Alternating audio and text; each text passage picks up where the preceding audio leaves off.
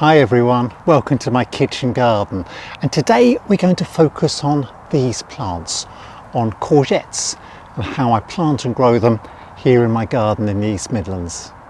It's courgette planting time, and I've got some nice home sown courgette plants to plant out in this little area of my kitchen garden alongside my climbing beans, and in this bed my outdoor blight resistant tomatoes. This year I'm growing Mountain Magic, but I'm going to put 4 courgette plants in this area, and I've got a few tips for you today. Firstly, the varieties. I'm growing a variety called Sure Thing, and Sure Thing I like because it's what's called parthenocarpic. It means that every female flower you get will produce a fruit without needing to be pollinated. But early on you often find that courgettes just produce male flowers, which is very annoying. The male flower will have a flower and a stalk, and it's very distinct from the female flower. When you get a female flower, notice how you've got the flower with a little baby courgette at the base. So you know that that female flower and baby courgette will develop into a full-size courgette. But with Sure Thing, you know that every female flower will give you a nice courgette. But I don't need these males, so early on in the season I'm going to pick these off. I don't really want the plant wasting energy producing male flowers, which 1, it doesn't need, and 2, aren't going to give me any courgettes. The other variety I'm growing, and I've got some planted over here already, is a variety called Primula.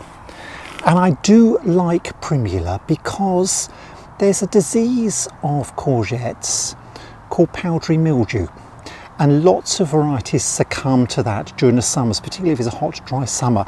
But Primula is a nice variety because it's got natural resistance to powdery mildew. So I'm growing these in my bed, Sure Thing and Primula. Hopefully by growing a couple of varieties I'll get some good crops. Now when it comes to planting, if you notice here, I've planted my courgette plants slightly lower than the surrounding soil, and I've got a little mound of soil around the edge so that when I water, I will water into a moat. I'm going to show you more of that now. So my courgettes have been grown singly in 5-inch pots. If I tip this one out, you'll notice it's already developing a decent root system, so this is ready for planting. And I need to plant it slightly deeper in order to create this planting moat around it. So dig out your planting hole and mound the soil up around it, and then after a while you can just check the depth. I need to go a little bit deeper still than that. I want to go deeper than the compost level would normally be if it was level with the surrounding soil. I need to go down a little bit deeper. Let's check here. Tiny bit deeper still. Take out a little bit more soil. Put that around. That's probably about right. Tip the plant out. Drop it down into the hole.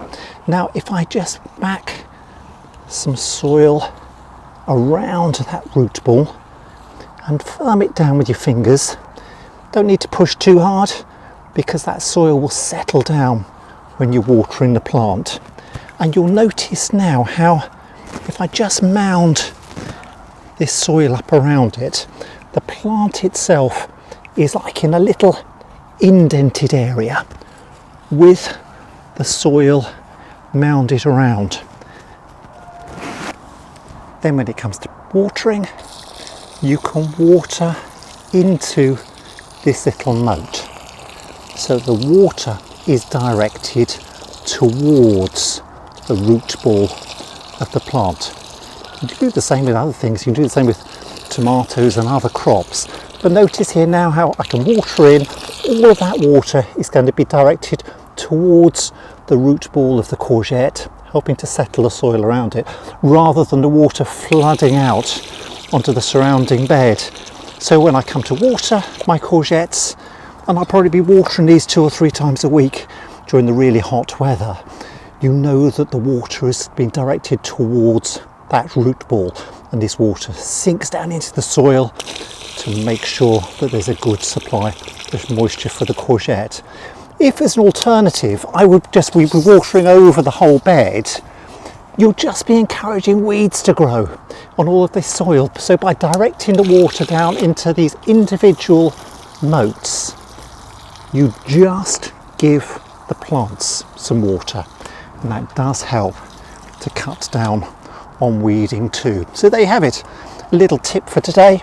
Plant your crops in a little moat. I think I've actually seen this when I've been abroad to countries like Italy, and you've seen them try to grow crops in really hot conditions, and this makes the very most of the water you've got. Of course, if you've got a water butt, you can be watering from that instead and saving on your tap water. There you have it, little tip, and we're looking forward to harvest some really lovely courgettes later on this summer.